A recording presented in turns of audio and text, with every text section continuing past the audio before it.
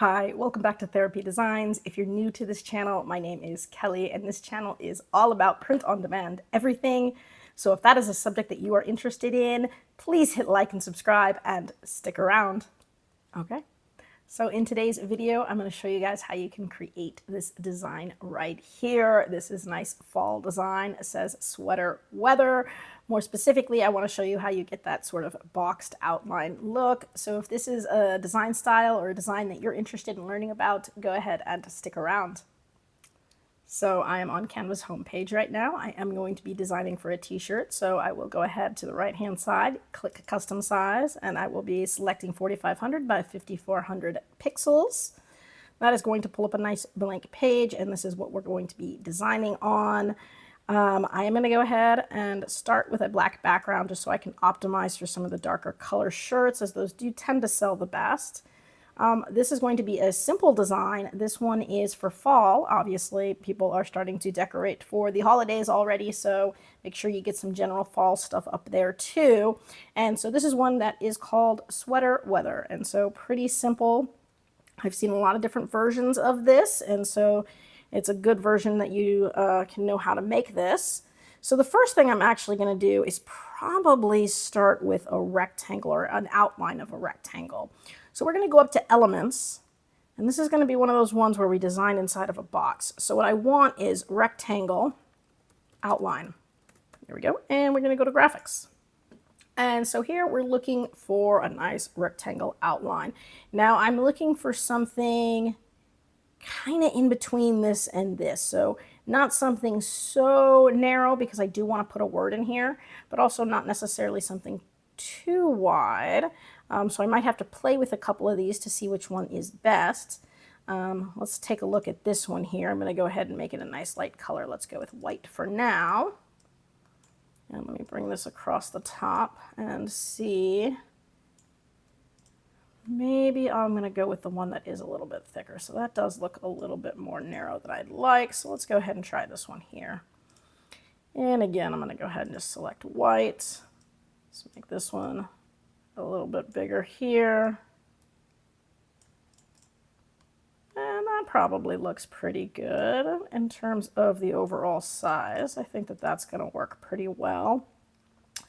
You can go with thicker ones too. So here's one that's going to have a thicker line. This one's got more of a thin line. I do like the thin line a little bit better.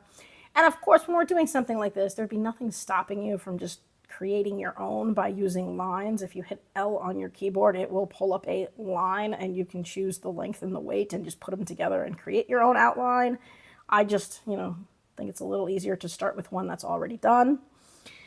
So now that I have this, what I'm going to do is I'm going to duplicate it. So I'm going to hit Control D, and I'm going to put them right on top of each other. And I'm going to be cropping from each side. So I'm going to go ahead and double click, and I'm going to crop one in a little bit. And I'm going to take the other one, double click, and then crop from the other side in. And what you're going to get is that gap right there that you see, right? So something like that. Now this is where it might be helpful to use some lines for references. So for example, if you've got your rulers and guides pulled up on the side here, we can pull some lines down. If not, hit Shift and R on your keyboard. And then what we can do is we can pull a center line. And what I want is for these to be pretty symmetrical. And right now, they're not. Another easy way to, by the way, get a symmetrical one would be something like, okay, let's go ahead, get rid of this, and hit Control D. Now it's duplicated, and from there I could flip horizontally, move it over. I would have to try to get it lined up in terms of how far away from the center line it is. And so something there. And so that's going to be pretty symmetrical there in terms of those gaps. And so that's another way that we can do that too. Now for this one, what I'm going to want is probably a bigger gap at the top and a smaller gap at the bottom. So with that in mind, what I'm going to be doing is creating another rectangle. So I'm going to go ahead and hit Control D again. And I'm copying this one. And now we're going to be cutting it in half top to bottom. So I'm going to go ahead and double click. I'm going to cut this in half top to bottom, just so I can get rid of this top line. And so now this half is created out of a top and a bottom. And what that means is I can adjust the length of the bottom separate from the length of the top. So now if I just click the bottom one, I can bring this bottom one a little bit farther out. And so now the spaces are not, symmetrical there. And so that is one way that I can go ahead and do that. And I can do the same thing here too. I can also do this, hit Control D, hit flip horizontal, line this one up with this one, like that. And now I've got symmetrically spaced. And so different ways that you can go about making sure that everything is nice and centered and spaced right. So that's really the goal of these boxes here. Now I may have to play with this a little bit once I put the text in and everything, but now we've got our basic idea of the boxes. So with that in mind, we're going to be putting in a couple words. So it's going to say sweater along the top, and then weather is going to be really big in the middle. So let's start by pulling up a text box. And so the first text box, I'm just going to go ahead and put sweater. And it is going to come up here, and I'm going to make it a nice scripty thing. So it is going to probably need to be wider than what I've got now, but that'll start. And then I'm going to hit T, and this next one is going to say weather. And I'm going to keep that one in all caps. And something like that. Centered. So now we're looking for fonts. So for weather, I want something that's going to be a little bit taller because I want it to be about this wide, but I want it to go up and down a little bit more. So I need something that's going to be a little bit more narrow, a little bit more tall. And for this one, I want something that's going to be scripty. It may end up going past these lines, and then I can shorten those lines down. And then down here, I can put any element I want. I've seen hearts. I like to use leaves. You can use anything that kind of screams fall, a little pumpkin, if you wanted it to be more of a winter design, you could put a little snowflake here. And so, some sort of element.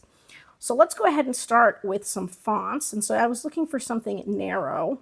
And you can, by the way, search for narrow, or you can search for tall, however you want to search for your fonts.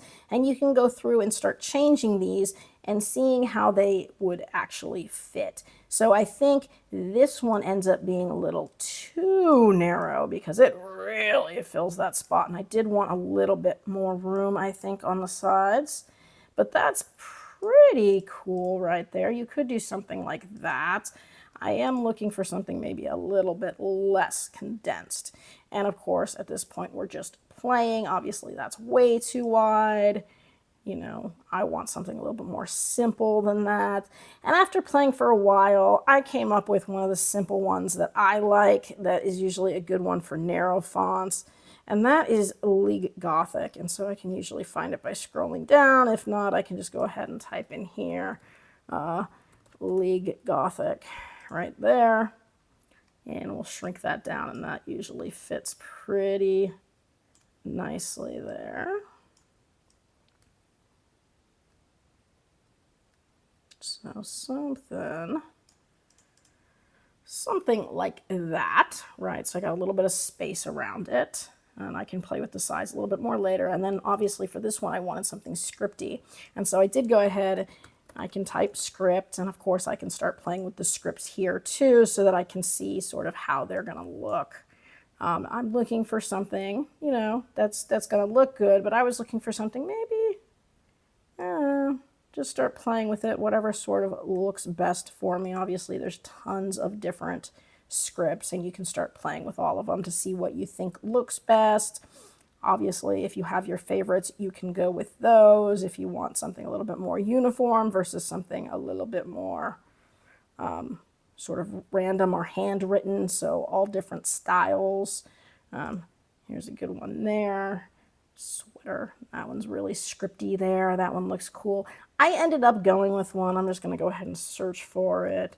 It was called Chris Nolan right there. So it was a nice, narrow, thin one that I thought looked kind of cool, but I can make it a lot bigger. So what I can do is decide what size I want to make it and then adjust the lines from there.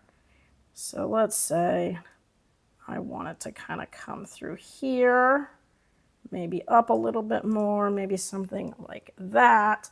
Then I'm going to go ahead and take each one of these boxes and I'm going to crop it in something like that. And then I can take this one and I can do the same thing, or again, I can totally copy it. So let's see, because this top one was a mirror image of this side, the easiest way might just be to get rid of the top piece. And again, let's go ahead and mirror image this side. So I can hit Control D, again, flip horizontal, and let's bring it, line it right up there, and boom. And so now what we've got is perfectly symmetrical. I like the way that that is looking there. The League Gothic is actually a little bit thicker maybe than I would like, but it'll do. You get the idea. I can always spend forever playing with the fonts too. So it's looking pretty good. I can even bring that down a little bit maybe. Something like that. Let's just go ahead and leave it. I'm going to bring that line out too. So I got my sweater weather, and then I'm going to go ahead and pick some elements to go in here. I'm just going to go ahead and go with fall leaves. I'm going to do fall leaves, autumn leaves, anything I want. So I can put a leaf there. I can put a couple leaves there. There's some pumpkins, you know, different styles. Here's some leaves falling here. So all different ones that you can pick. Go ahead and pick something nice and simple. Ideally something that's going to be pretty solid in color, because this is all going to be pretty much one solid color. I liked these okay because I could change the colors, which was nice because I do want to be able to change the colors to what I want. So I can decide exactly how big I want to make those. And of course I can repeat the process when it comes to the box and how long I would like it to be. So let's go ahead here and bring that box in a little bit. Something like that might work. So I'm going to move it out of the way and I'm going to do a copy and paste here. So I'm going to hit Control D again. I'm going to flip it and I'm going to line it up. And boom. So again, I've got my nice symmetrical, perfectly centered thing, and now I can put my leaves in there and make sure that they fit nicely. And so that looks pretty cool. Now all we have to do is pick some colors. So we can do any kinds of fall colors that we think might look good, and then depending on what color sweatshirt you want to put it on. So when we're thinking of fall, maybe you don't want the darker colors. Maybe you want something like a nice light gray or a sands color, something that you think is going to come up good on. I guess it depends whether or not we're selling on Etsy or whether or not we're selling on like Amazon merch. Amazon merch doesn't have those nice sand colors that Etsy might have, but we could do like a heather gray, like a light heather gray, and make some of the colors a little bit darker to show up. So you kind of have to decide right now what kind of color you want it on. If we're going with something that's going to be darker, we're going to want some lighter colors here. So with that in mind, let's go ahead and start picking some colors that we like. I can start with some of these leaves and go from there. So I might do something like that as one of the tan colors that maybe I like. I might go ahead and go with maybe one of these oranges, right? And again, I can lighten that orange up, a little kind of reddish orange, something there. I can still go a little bit lighter than that, I think, because I do want it to show up. And something like that might look good. And if I like that color, then I would just go ahead and change all of those to match. And so we can see what I would do there. It would be change all the colors there. And then I can even change the dark color here on that leaf. So here's that sort of a light color, and I can make it even lighter there so that that matches a little bit better. I could do the same thing here if I wanted to with that orange leaf and make it that tanned color. So that's a little bit too tan. Maybe I want it to be a little bit more yellow. So let's go back to that. I'm going to go back to the yellow color, but maybe make it a little bit lighter. So maybe something a little bit more there, and then maybe make that sweater, maybe something a little bit more there. Or I can stick with the tan however I want. And then I'm going to go to my weather, and we're going to start playing with some of the letters. So again, here is where we can play with all sorts of different shades. So let's say I'm going to want sort of red. I'll do the orange there. I'm going to make this its own color. And maybe I decide to go back out the way I came. So I get almost that mirrored look. I can do that. And then maybe I make this one either a darker color, something there. I do want it to show up, but it could be a little bit darker than the rest, right? Or I could make it kind of any of these shades that I wanted, maybe a little bit more gold. Or I could go with a completely different shade. We could do some greens here, so something maybe even more like that might look kind of cool. If I wanted to do that, I might even do maybe some blues in there. So all different ways that I could go with this. I could even, maybe play here, maybe make this one that sort of greenish color, make this one that sort of orangey color, bring this one back, and maybe we'll make this one maybe more of a blue teal shade. So something maybe a little bit more like that I could do. Sort of that light gray blue there. So I could do something there, and that looks kind of cool. And so you can just sort of play around, see what you like. There you go. So something like that. So anyways, you can play with the colors. You can make a ton of versions of these. It doesn't have to be any one thing. You can have as many or as few colors as you want. But that is the general style. So that is how you would go about doing this design. And, from there, obviously, you can play with all of the fonts. You can play with, the colors. You can play with the little graphic you want to put in there. You can change words too. So lots of ways you can go with this, but that is the general style and how you could create one of those cool box designs. And of course, this is great for fall. So that's a great option there. I'm actually not loving that light tan though. So I'm feeling like let's bring this to the front here. Still feeling like I want to change that tan. That's the problem when I'm doing this, is sometimes I'm just like, I really want to change the tan. Oh, maybe a little bit more orangey. Maybe a little bit darker.